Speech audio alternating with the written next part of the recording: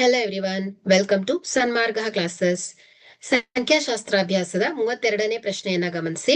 ಒಂದು ಪರೀಕ್ಷೆಯಲ್ಲಿ 100 ಅಂಕಗಳಿಗೆ ವಿದ್ಯಾರ್ಥಿಗಳು ಪಡೆದ ಅಂಕಗಳನ್ನ ಈ ಕೆಳಗಿನ ಆವೃತ್ತಿ ಬಹುಭುಜಾಕೃತಿಯಲ್ಲಿ ಪ್ರತಿನಿಧಿಸಲಾಗಿದೆ. ನಕ್ಷೆಯನ್ನ ಗಮನಿಸಿ ಈ ಕೆಳಗಿನ ಪ್ರಶ್ನೆಗಳಿಗೆ ಉತ್ತರಿಸಿ. ಪ್ರಶ್ನೆ ಎ, 40 ಅಂಕಗಳಿಗಿಂತ ಹೆಚ್ಚು ಅಂಕ ಪಡೆದ ವಿದ್ಯಾರ್ಥಿಗಳ ಸಂಖ್ಯೆ ಎಷ್ಟು ಅಂತ ಕೇಳಿದ್ದಾರೆ.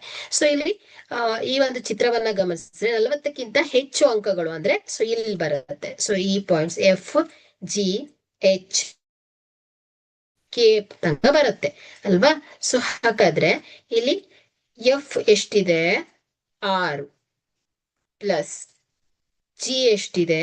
3 ಪ್ಲಸ್ ಎಚ್ ಎಷ್ಟಿದೆ?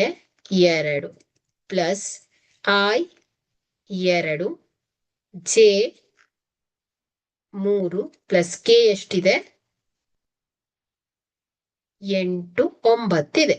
ಓಕೆ, ಸೊ ಈಗ ಇದೆಲ್ಲವನ್ನ ಕೂಡಿ ಸೊ 6, 9, 11, 12, 13, 14, 15, 16, 16 ಪ್ಲಸ್ 9 25 ಬರುತ್ತೆ. ಓಕೆ, ಹಾಗಾದ್ರೆ 25 ವಿದ್ಯಾರ್ಥಿಗಳು 40 ಅಂಕಗಳಿಗಿಂತ ಹೆಚ್ಚು ಅಂಕವನ್ನ ಪಡೆದಿದ್ದಾರೆ ಅಂತ ಆಯ್ತು.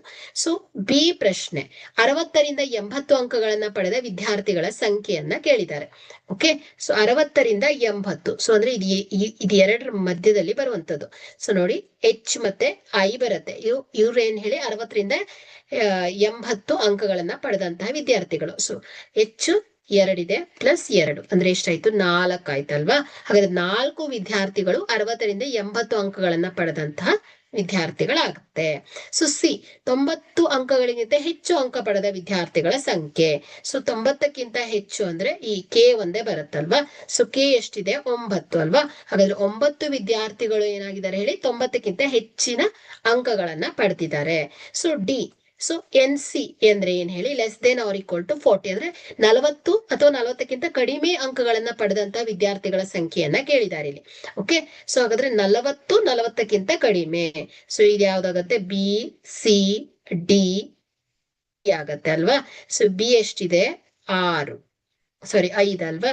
So 5 plus C 10 plus D 4 plus ಈ 5. ಓಕೆ, ಸೊ ಇಲ್ಲಿ 5, 5, 10, 25, 10, 20, 24 ಆಗ್ತಾರೆ ಅಲ್ವಾ. ಸೊ ಹಾಗಾದ್ರೆ 24 ವಿದ್ಯಾರ್ಥಿಗಳು ಏನಾಗಿದ್ದಾರೆ ಹೇಳಿ? ಎನ್ ಸಿ ಅಲ್ಲಿ ಬರುವಂತಹ ವಿದ್ಯಾರ್ಥಿಗಳ ಸಂಖ್ಯೆ ಆಗತ್ತೆ. Okay, thank you.